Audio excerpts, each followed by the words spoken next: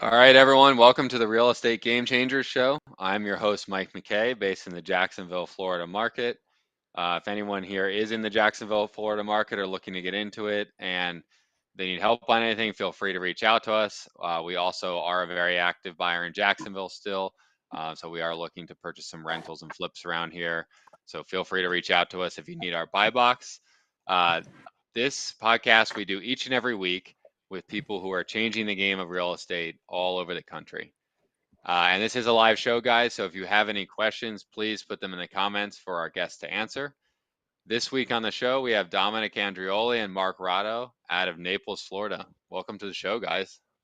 Hey, thank you for having us, Mike. Yeah, Happy absolutely. to be here. So let's kick it off. How did you guys get started in the real estate business? Yeah, so I was in college at the time at the University of Florida in Gainesville, and I had kind of heard about wholesaling real estate. So tried to get involved with it in the local market there and brought a deal to a guy who was actively doing deals through that. Kind of built some mentorship through him. And then a couple years later, after graduating college, moved to Naples, and um, I was working a corporate job, but doing this kind of in my own capacity uh, on the side. And through that, Mark and I got involved. We both saw a lot of positive momentum and synergy through that, and eventually, we both quit our jobs and decided to go full force. We put a lot of sweat equity in. I remember we would wake up, 7 a.m. putting out Bandit signs with the "We Buy Houses, Cash Fast, Call Me" uh, in like intersections of places we thought would get a lot of traffic, and so we would do that, and that would take a good chunk of our day till about noon, and the rest of the day we just get on the dialer and smile and dial and cold call all day and kind of got some deals done through that, and from there we've been able to scale and have a team of about 14 at this point. So Wow. Okay, I didn't realize you guys are have that many people working for you. Yeah, we really have scaled a lot this past year, so we're very proud of that. Yeah. What does that structure look like? Like, what does everyone do in the company?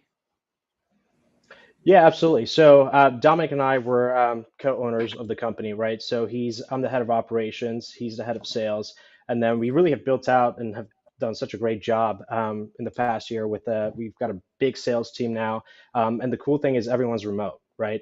So Hmm. Dominic and I, we have our office down here in Naples, but for the most part, our whole team is remote. So we've got about four full-time cold callers right now. We have a couple acquisitions guys, a lead manager. Three a marketing manager, three data managers as well. So we've definitely scaled a lot. Yeah. And so you guys are mostly making offers over the phone then because everyone is remote, or how does that work? yeah, so the sales guys have their pipeline. They know who they're supposed to be following up with throughout the day.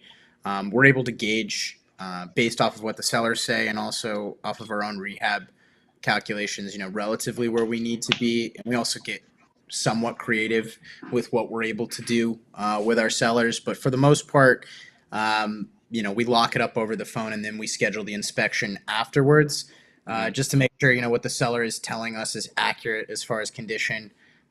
We don't like to go drive all the way in some cases because it can be pretty far, like an hour and a half. We don't like to do that unless we know the seller is really serious about working with us. And Hmm. we want to have some sort of agreement in place before we go do those inspections. Sure. Yeah, And you and guys and are, for us too, what we have noted. Sorry, go ahead, Mike. you go ahead. I'm sorry. Yeah, I was just saying, for us, what we have noticed is that a lot of these sellers that we deal with, the past 2, 3 years, they live out of state, right? So for us, whether we're, if everyone was at the office, it doesn't really make that much of a difference because at the end of the day, they have to get on the phone with these sellers, right, who live in, other states as well. So a few live obviously in state, but most are out of state. Yeah. And I know a big focus that you guys have is probate. So probably why a lot of your sellers might not be local to the area. And from what we've talked about offline, I mean, you guys were telling me some stories about, large amounts of errors and things like that. Can you talk a little bit just about, how you guys have really focused on this probate niche and really made it your thing? Yeah, absolutely. Dominic, if you want to get started with some of these crazy stories we have, go for it. Yeah, the state of Florida has a older population, right? And if you look at the stats, um, that older generation or the baby boomer generation owns, I think it's upwards to like 80 to 90% of the real estate wealth in this country, and more so in Florida.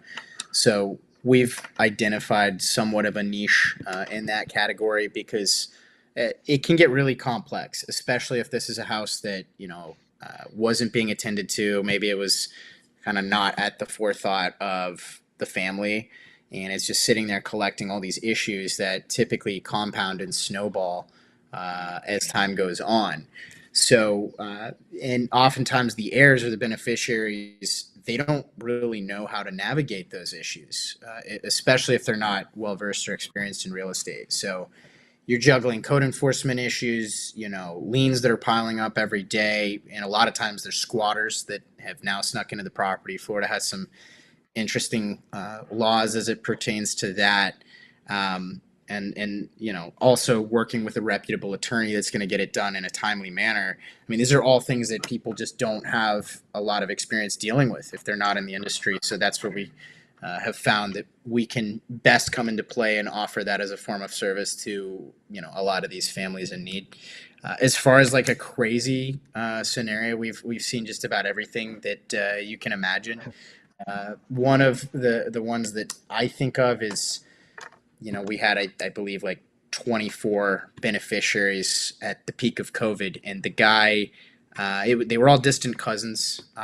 So he didn't write up a will on purpose because he knew it would be kind of a mess. So there were these 24 like all distant cousins. Keep in mind this is like peak COVID, and they're all elderly. So you can imagine what started to happen was beneficiaries started to pass away. So now we had to open additional probates on top of the original probate. So it kind of turned into a rabbit hole. I know we kind of spoke about that in private, Mike. You were like, I would not touch that. Kind Yeah. of looking back in time, I'm like, man, this was during our sweat equity days. So it was like, kind of take what you can get. And it was like, just get a deal by any means necessary. So we were ecstatic to be able to get that as it kind of snowballed and became more and more problematic. But that's probably one of the more crazy scenarios I can think of. We've dealt with squatters a lot of times. That's never fun. You have to hire an attorney to perform an unlawful detainer. Hmm. I'm trying to think of some other scenarios. Mark, do you have anything that comes to mind that you can think of? I just want to go back to that first probate that you started talking about with the 24 heirs, right? So what was crazy too that I just want to add in there was two sides of the family, right? So there was mom's side, there was dad's side, and they Hmm. were not all on the same page, right? So they're all, keep in mind, these are all distant cousins living all over the U.S. I believe the youngest was in his 50s, right? And they were just not on the same page. So they each side had to hire an attorney, right? So there was like two, three attorneys involved, and everything just took way longer than it should have, because they just couldn't get on the same page, right? Yeah. So we actually had to go through, I think, Dominic, I think we went through what, three, four title companies on that, because they just could not handle that size of that many beneficiaries. They all So denied it. um, Yeah, they were like, we are not going to take this. We are not going to take this on. At the time, Mark was handling transaction coordination. So, sorry, Mark. Go ahead. yeah, it was just crazy. I remember, and that was like really one of my first closings when I got started. Well, like second, third closing when I got started here with Dominic, and I just remember like that's really a crazy story. And we thought initially maybe we can get this thing closed in 2, 3 months, but then like Dominic mentioned, three of the beneficiaries also passed away, so probate had to be open for them as well, and it just took way longer than we had expected it. So. But yeah, I mean, it's a crazy story to start with. Yeah. So Uh, grand total, it took a year and a half to get it done. Yeah, Transaction. yeah, We but it pride got done. ourselves on getting people into the title company at the closing table within 2 to 3 weeks, but we didn't think that would take a year and a half. So Yeah. yeah. definitely the longest one. Let's let's talk about, because you guys have obviously made a niche of this. Like, what systems have you guys put in place to allow you to get sellers who are going through a probate to the closing table quickly Mhm. and efficiently? Right, yeah. So really the crazy part was in the beginning we were not really focused on probates, right? So it's not like we were Hmm. asking for these types of situations, that we just started coming across. But eventually we just started noticing, hey, like it's just becoming more and more common, right? And so luckily, Dominic made a connection with now our probate attorney, Alan Nicoletti.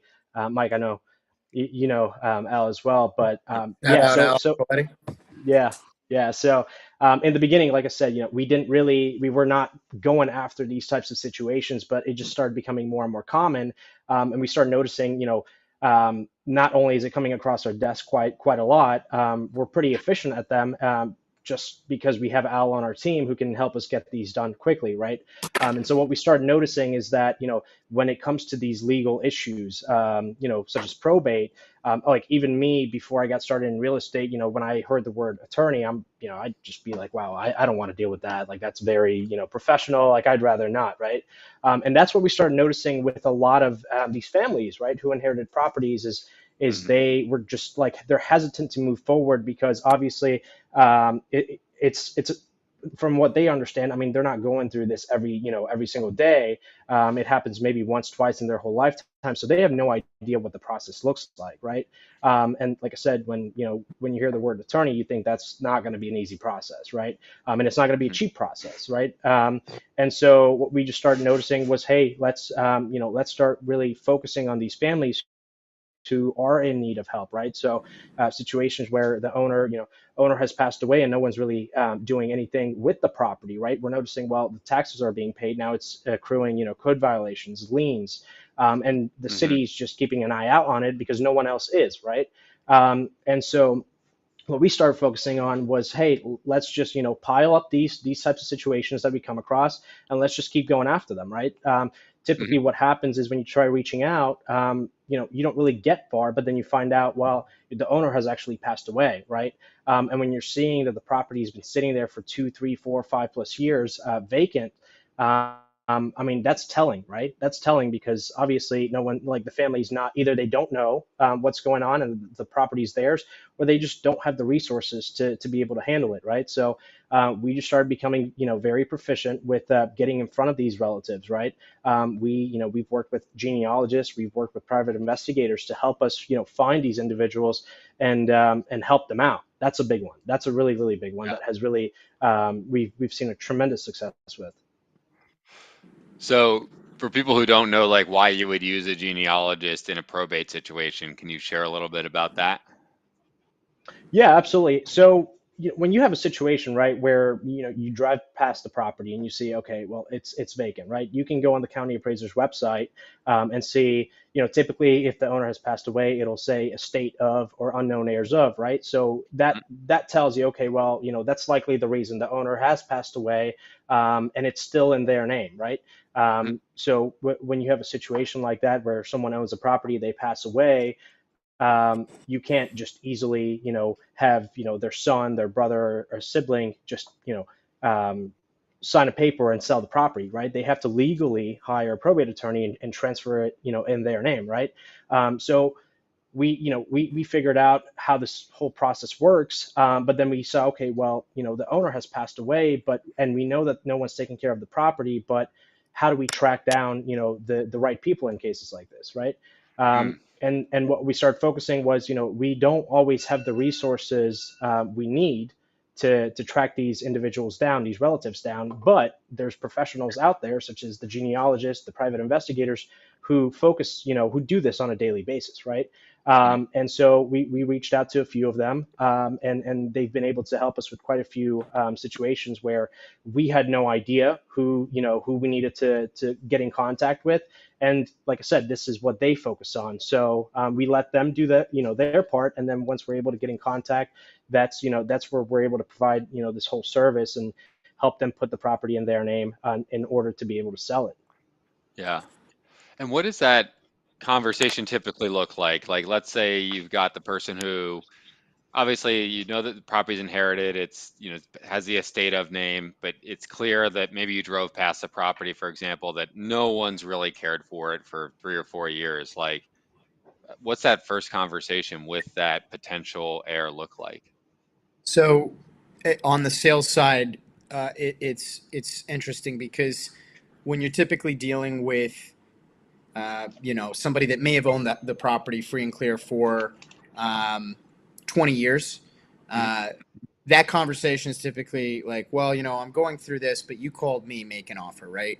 But on a Mm. lot of these, our acquisitions manager has articulated to us that the conversation is very different. Mm. It's thank God you called. I don't know what to do. And it's a very, very different conversation compared to your typical run of the mill Right. quasi motivated seller. Right.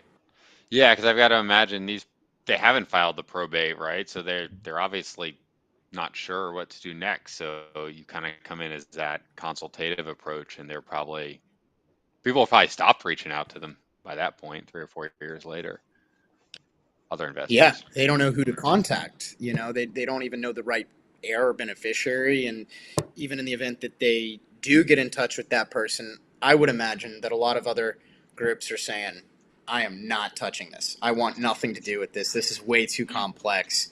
I am not going to even attempt to navigate these waters. And that's where we Yep, come into play. So, got it. So are you guys doing anything like to locate these specific types of properties that that they haven't that no one's done anything in a few years? Are you trying to find those in particular, or are you just kind of targeting all properties that kind of fall into the category of someone may have been deceased and or or probate's been started? So I would say we're not only marketing and targeting to those types of situations, but what we typically see within our systems is these tend to be the properties that continue popping up, right? Because they continue receiving, after a while, they start receiving code violations, liens, property taxes aren't being paid. So what Mm. happens is we just start coming across it more and more often within our own system and saying, well, we still haven't been able to get in contact with this person, that person, right? So I would say that we're a much more niche. What we utilize is a much more niche strategy where we're not just going after everyone and anyone and everyone. We're trying to go after individuals who need help, right? Who are they might not necessarily be raising their hand right now, asking hey, I really need help figuring this out, but the thought has already crossed their mind of, hey, sooner or later I am going to have to deal with this with this problem because it's not just going to disappear.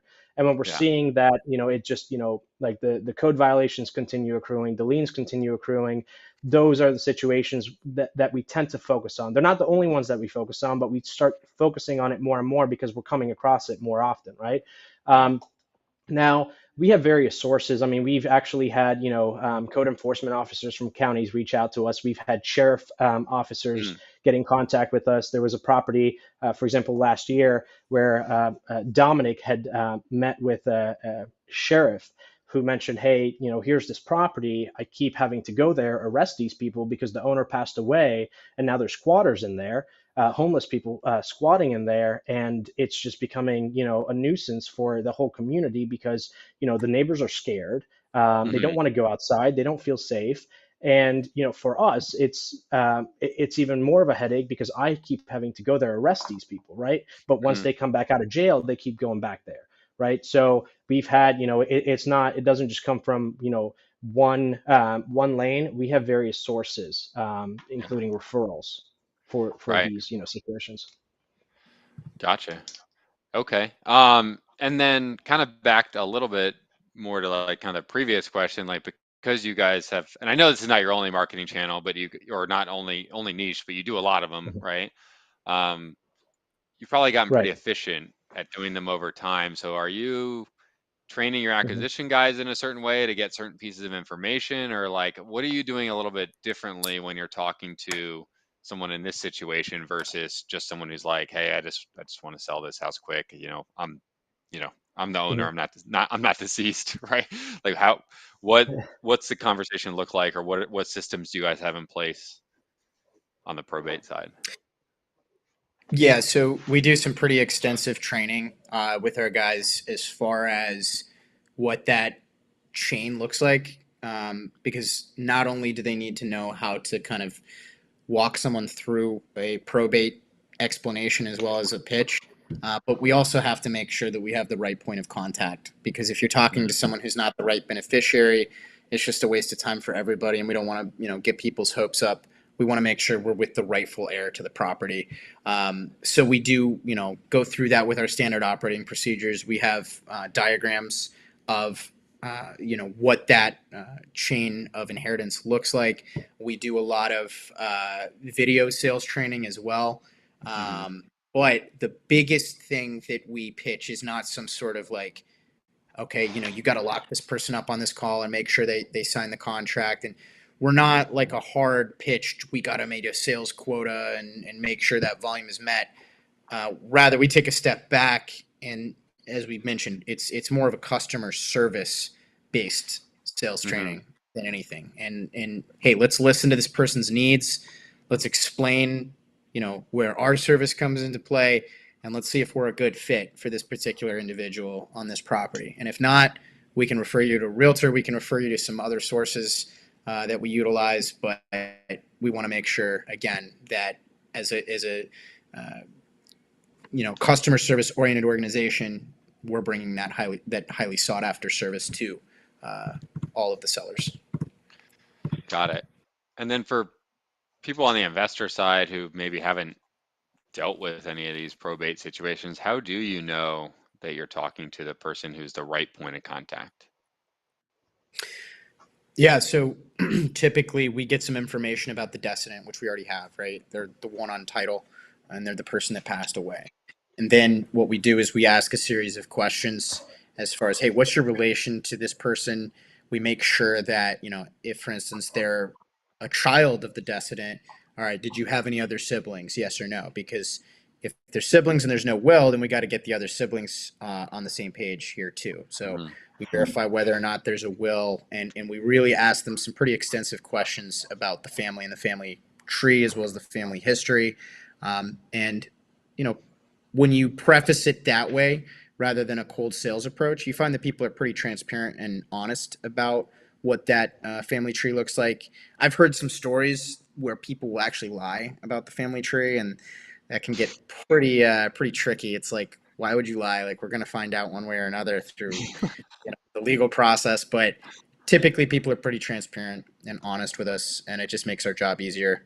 And again, Yeah. if we pitch it in such a way that we're trying to help you, like I said, Mm-hmm. people are more receptive to that than anything, and they'll give you the true answer. Gotcha. And are Yeah. oh, go ahead. You were going to say something. Yeah, I was just going to say, as it relates to your last question, what we've also noticed with a lot of these probate situations where the owner has passed away is that, especially recently, we've been coming across this more and more where we're able to get in contact with the heirs of the person who had passed away. And oftentimes the property has a mortgage on it. And we've been dealing with situations where we reach out and then maybe someone's son or daughter or the relative says, oh well, the bank already took it, right? And it's Mm-hmm. just becoming more and more common because what happens is typically if someone passes away, or in general if someone stops paying the mortgage payments, well, eventually the bank starts coming after the property, right? Mm-hmm. They're like, well, if you're not paying your mortgage, then we'll just take the property. And we're just coming across this situation where we get in contact with the heirs and they already believe that the bank took the property, right? And we've become really good with training our team to look for these types of situations where the family might think that the bank already owns the property, when you check the county appraiser's website, for example, it still shows in that specific person's the title still shows that person's on the owner. So these are really, really crazy situations because a lot of families give up, right? They think, well, that's the answer. And initially, our team, when we came across it, we just took that as a no. Okay, well, it's too late. And then we started noticing it happening more and more often, and we started training our whole team to pick up on these situations and don't just end the conversation there, right? Try to find out more about the situation, right?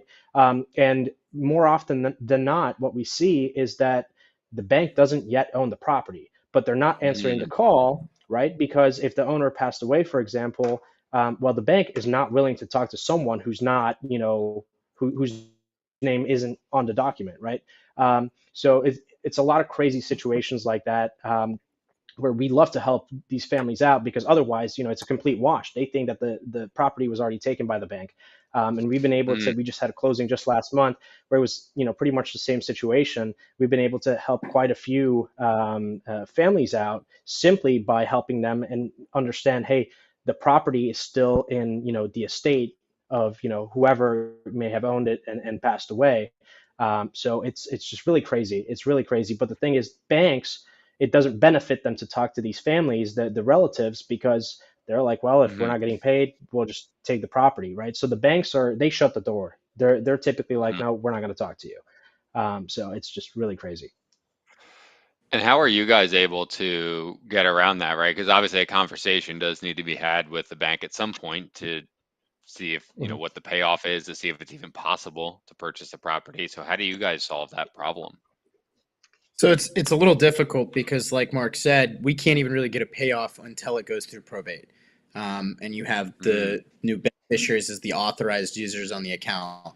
So the best way that we're able to navigate that is, basically say, hey, are you in front of your computer? Log into the county property appraiser's site and walk them through that. Let's type in the address. Whose name do you still see on title? And it's, their deceased loved one. Okay. Well, that means the bank hasn't seized it yet, because if it was owned by the bank's name would be on title. And that typically opens up their eyes into a different light. And then we have to walk them through, okay, in order to basically get this payoff, we've got to put this through probate. Then we can request that, and then we can complete the sale. Yeah. And how do you make sure that, I mean, I guess both for you guys and for the seller, that it's going to be worth going through probate without having that official payoff? Because I guess the worst thing in the world would be to get to the end and be like, wow, there's nothing, there's no juice here. No juice for the seller, Right. no profit for you guys. Obviously, you guys have to make some money to keep your business sustained. So like, how do you solve that potential issue? Yeah, Mark. So Mark has access to systems that can allow us, assuming there's a list pendants filed, it allows us to get basically that principal amount. And from that, we can kind of calculate where our range is as far as interest. What they like to do too is they pack on all this interest, and then the icing on the cake is they love to add attorney fees. Like they love to just add it's like, how does this even make sense? Like, I know for a fact you're not paying an attorney this much money, but you kind of have to roll with the hits. But essentially, yeah, Mark has a system, assuming there's list pendants filed, where we can kind of calculate that. In other cases, it's really hard because you have to kind of create a quasi amortization schedule and just kind of guesstimate where it's at. We do have a lot of success with that. I mean, there was a deal we did in Miami recently where it was a reverse mortgage, and the sellers thought there's maybe about $70,000 left on that. And when it was all said and done, that reverse mortgage came in at like 187, so over $100,000 higher. Not to mention $20,000 in utility liens, code enforcement liens, X, Y, and Z. So despite that, we keep our word and we get it done. But yeah, it does pop up where like nobody could have saw this coming. But that's where we get creative and we're able to still, deliver that value with several different options in our training. So Yeah, and I will say, it really does depend on the situation. Best case Mm, scenario for us is if the relative or someone in the family has access to those documents. Sometimes they will, mm, right? mm, That definitely helps us the most. In situations where a pre-foreclosure has already started, typically when a notice of list pendants gets filed, the lender will also go ahead and file a claims worksheet, which gives a rough idea of, hey, at this point this is roughly how much is owed on the mortgage with the outstanding balance plus the interest plus the attorney fees, this, that, the other. mm, That helps us, right? But in situations where it's maybe the mortgage hasn't really been paid the past couple months, but it's not at the point where a list of pendants has been filed yet.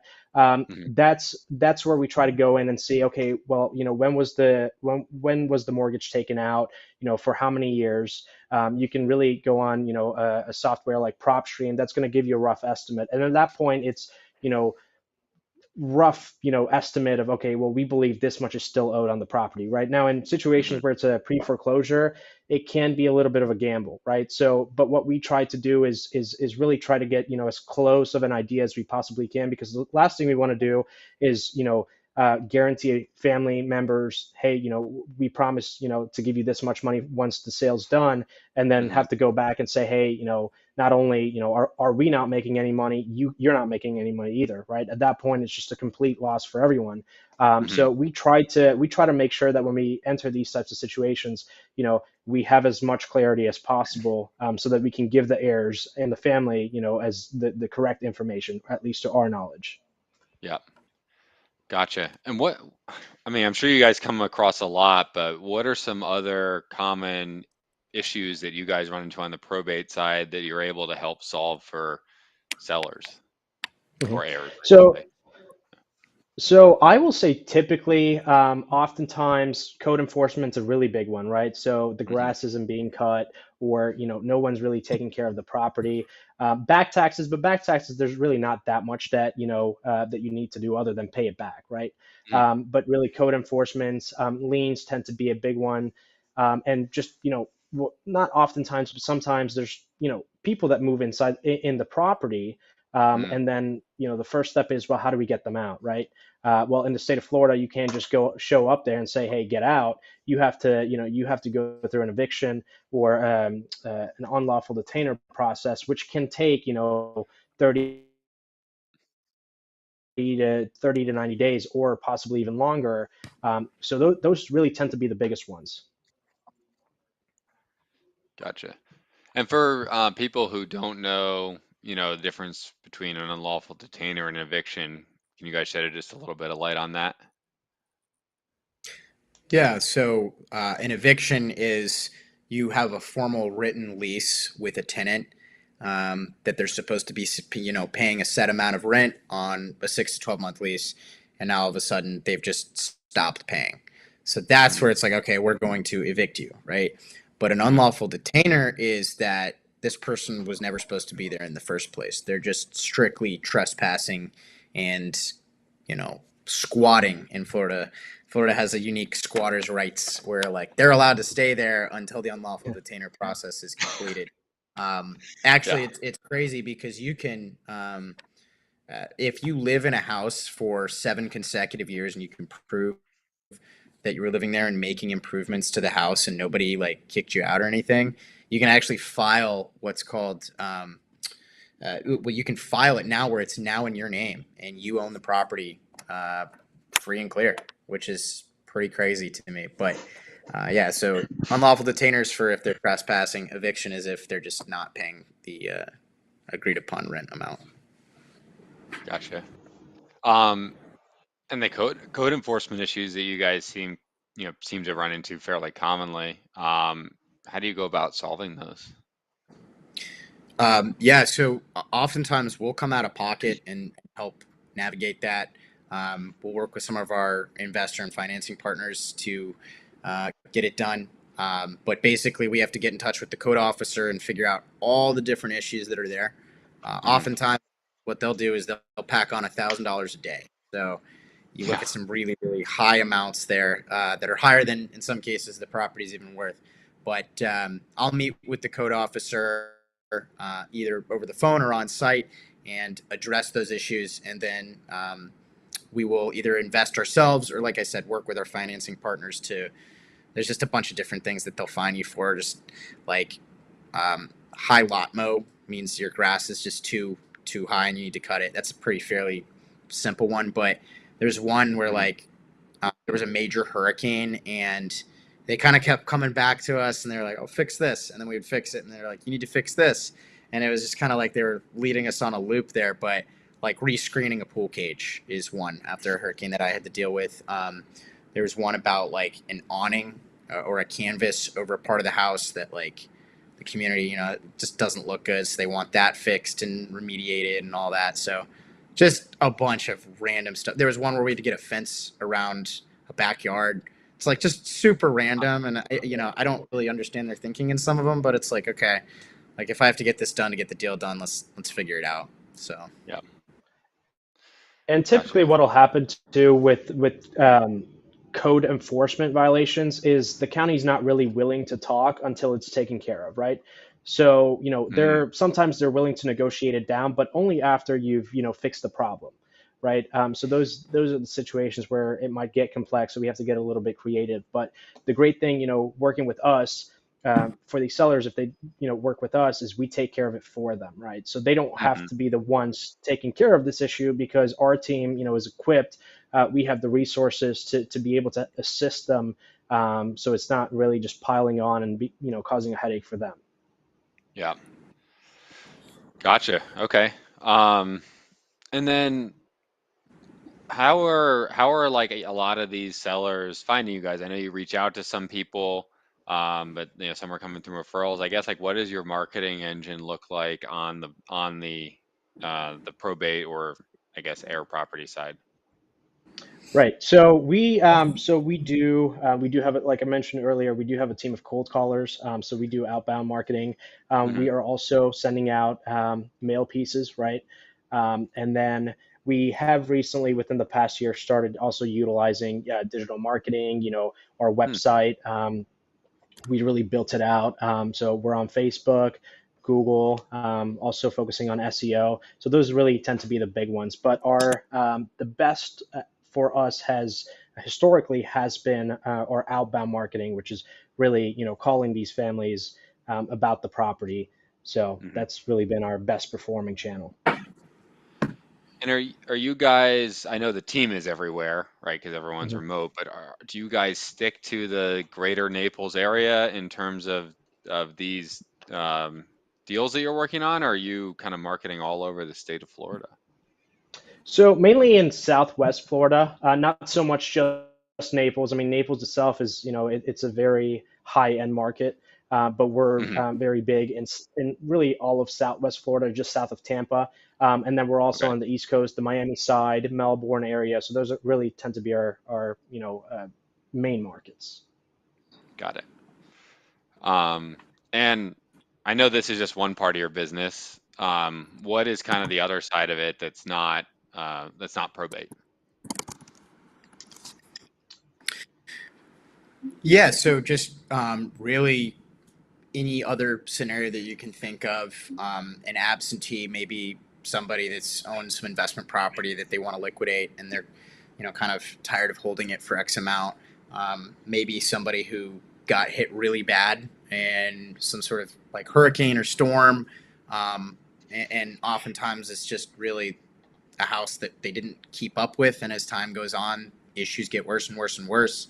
So really just all those other scenarios that are, a little less intricate than probate, but they still require a degree of handling and care to solve as far as title. Yeah. Gotcha.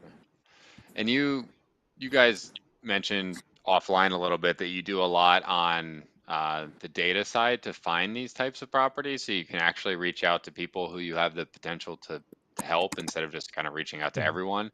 How do you guys go about doing that?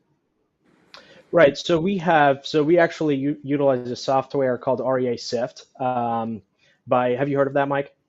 Yeah, we use it too. Yeah, awesome, awesome. Well, you know how helpful it is then.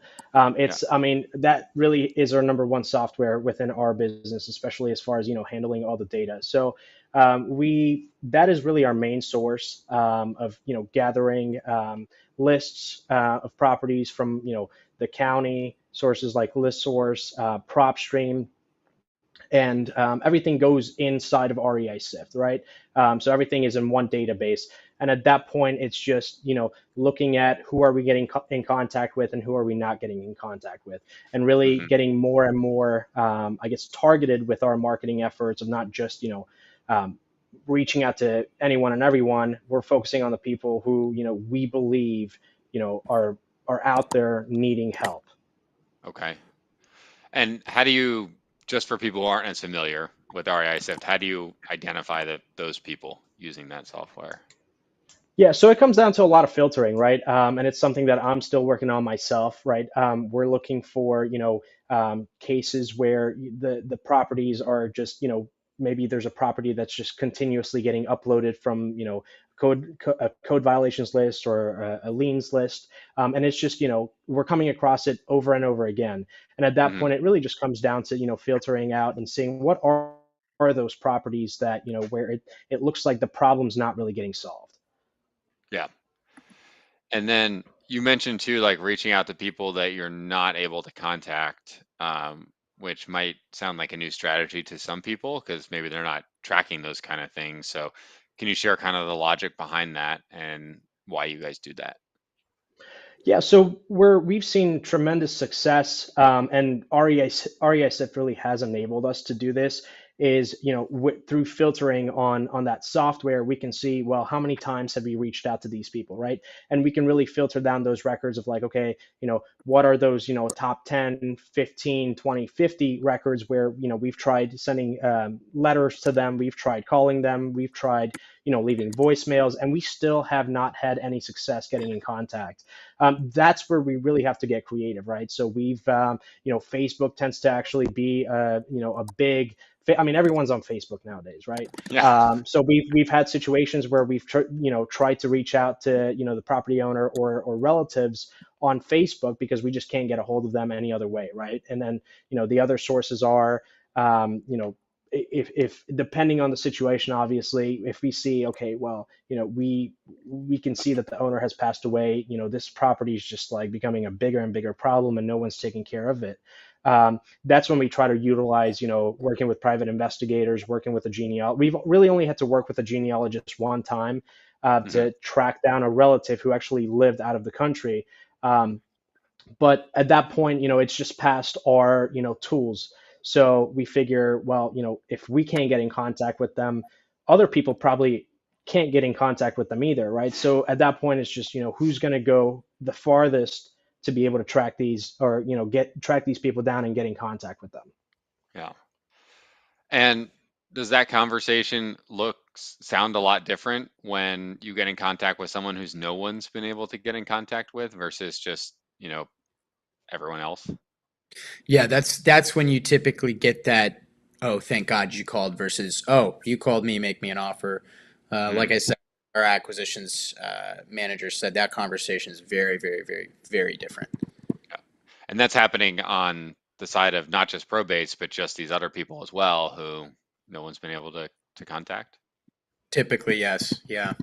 Gotcha. Cool. And I guess like where do you guys see yourself over the next year? I mean, you've built a pretty sizable team now. Like what are your goals over the next 12 months? Yeah, so now that we've, these last 2, 3 years, we've been able to really build up our team, and get, more and more targeted with, what our avatar is, right? Where we're having the most amount of success. Now it's just, we're at the point of let's become as efficient as we possibly can. Let's make sure everything is automated, right? Hmm. And through these, types of situations we come across, we're able to also start building our own portfolio, which our goal is to start building a short-term rental portfolio. So that we can acquire these properties we find through our own marketing efforts, take them down, fix them up, and then Airbnb, VRBO, or just rent them out in general. So that's really going to be our biggest goal here in the next 1 to 3 years is focusing on building our own portfolio. Gotcha. And you guys had mentioned earlier too, you were starting to get into digital marketing, which I think more and more people are talking about now. What are you guys doing on that side? So we've had that outsourced actually to a company, and we started doing it back in October of last year, and that was actually right after so Hurricane Ian had hit last September down here in Southwest Florida, and Hmm. so it was just a month after we had started focusing on digital marketing, Facebook ads, Google ads. So we saw pretty good success in the beginning when we were more targeted, especially because a lot of these out-of-state owners who may have had a property down here, they were not actually in state, right? So a lot of them had no idea if their property is still in one condition or not. So that's where we started gaining some momentum. And then recently, it definitely is our most expensive marketing channel. Hmm. But it really just comes down to consistency. I think a lot of people think that if I just start doing this, start throwing a couple $1,000s into that marketing channel, I'll see success immediately. That's not the case, right? No. Maybe you might get lucky in the beginning, but it really isn't the case, right? So with like digital marketing, it just comes down to consistency and building that brand, and having people come across your website, your brand more and more often. So it's definitely a long-term um, play with digital marketing. And you guys mentioned you're also doing some stuff on the SEO side as well. Mhm. Yeah, so we have our marketing manager, Devin, who's mostly focused on that. I can't really tell you much. That's just above my expertise. Sure. But Yeah. yes, yeah, so we are focusing on SEO, but I couldn't really tell you the details of that. And are you guys trying to rank specifically for kind of like probate related keywords, or you're just kind of just trying to in general just across the whole sector? So what we've noticed is you get farther when you're more targeted, right? I think we're Hmm. still in that phase of testing out, what's working and what isn't working, and filtering out what isn't working. So yeah, for us, where our company has seen the most success is where we're actually able to come in and provide service, right? Where there is motivation to sell, where maybe the property might not necessarily be in the greatest condition, and that's really where our focus has been going to, even with digital marketing, right? Of how can we identify and get in front of those people who might need to sell fast, right? Or Hmm. they might not have the time, or maybe they don't know what to do because they inherited the property. So yeah, so our focus has been on getting as targeted as possible. Gotcha.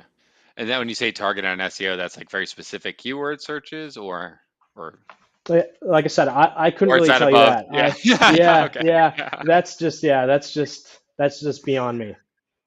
Gotcha. Yes. Cool. I could tell you all the details about cold calling and direct mail, but when it comes to digital marketing, that technology is growing way too fast for me to be able to keep up with stuff like that. Okay. Well, let's talk a little bit about the direct mail side, I guess, especially when you are Mhm. reaching out to these people, like let's say probate, for example. Are you sending different mail than you might if you were to send to kind of a broader list, kind of giving more insight into what you guys do, or what's your strategy on that? Yeah, so even with direct mail, it's definitely more targeted, right? There's a saying, well, if you're marketing to everyone, you're marketing to no one, right? So it's a matter Hmm. of who's got what situation going on, and how can we tailor our message, to get across them, with the right message, right place, right time, right? Hmm. So we are definitely more targeted with with stuff like probate situations, or if there's back taxes, stuff like that.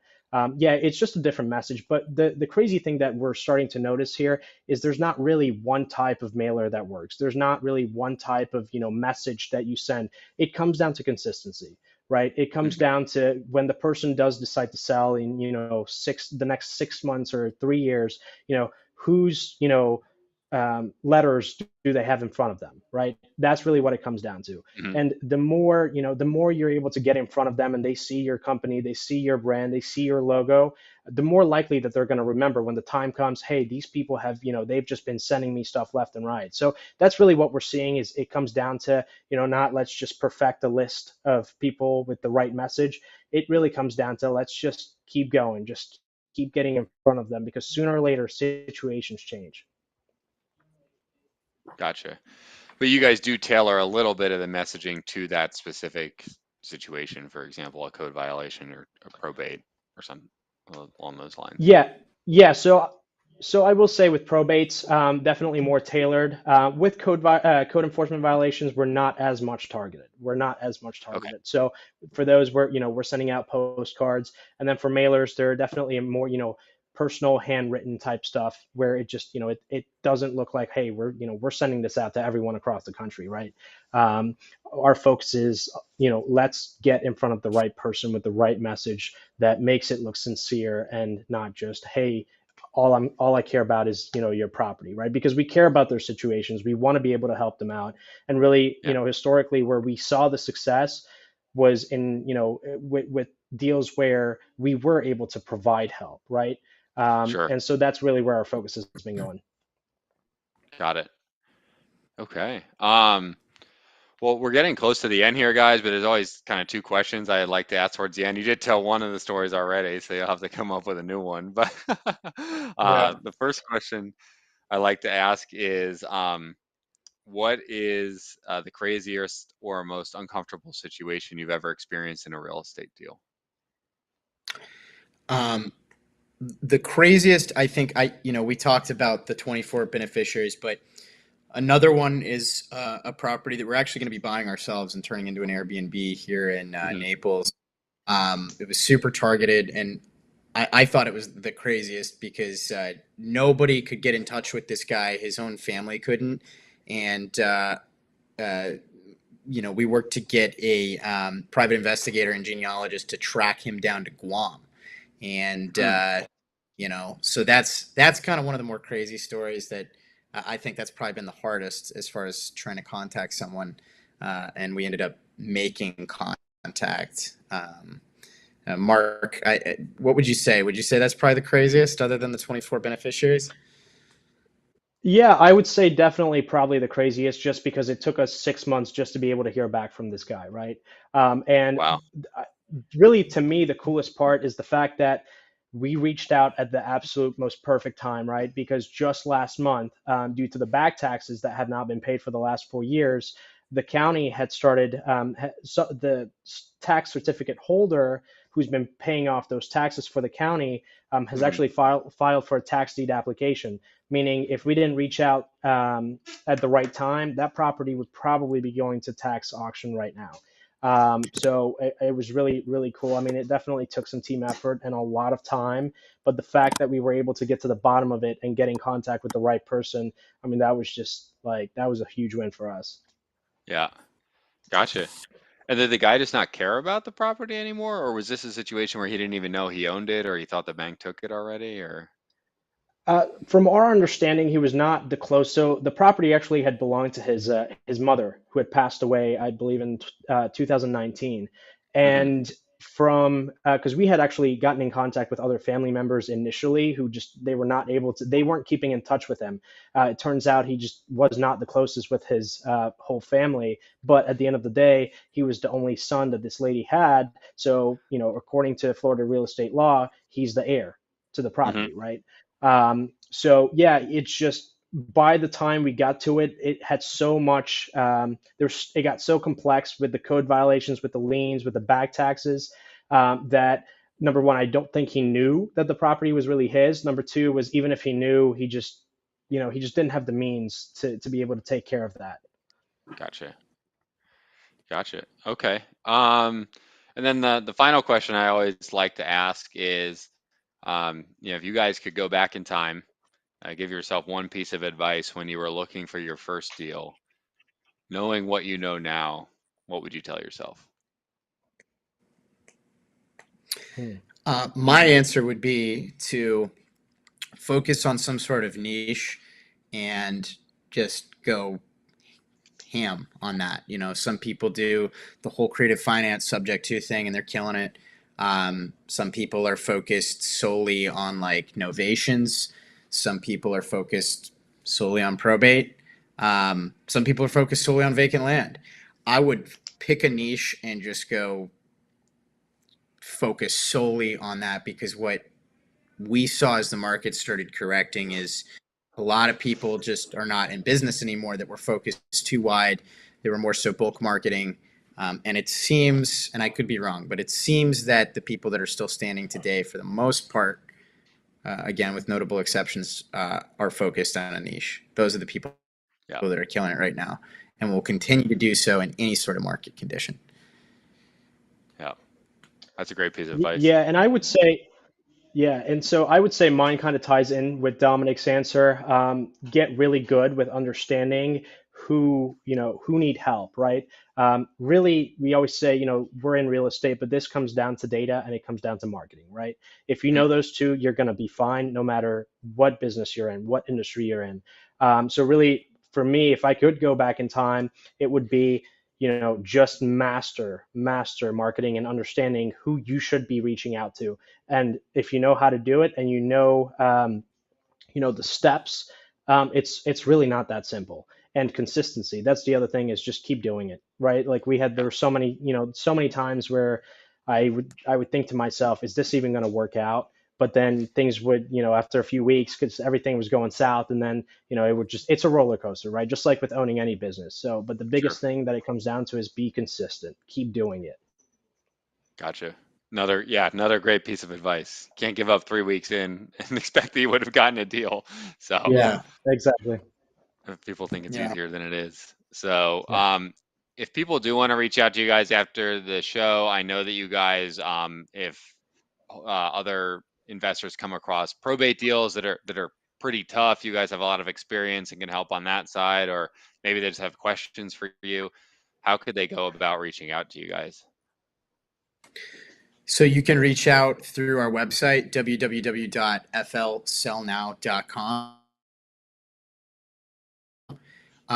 You can go to our Facebook page and message us there, or you can send us an email at info@flsellnow.com.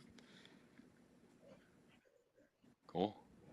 Awesome. Well, thanks for being on the show, guys. This was great and a lot of good stuff shared. So for people who are thinking about, especially getting into probate, I think this is one they should probably listen back to. So thanks for joining today, guys. Awesome. Absolutely. Thanks, Mike. Thank you for Thanks for having having us.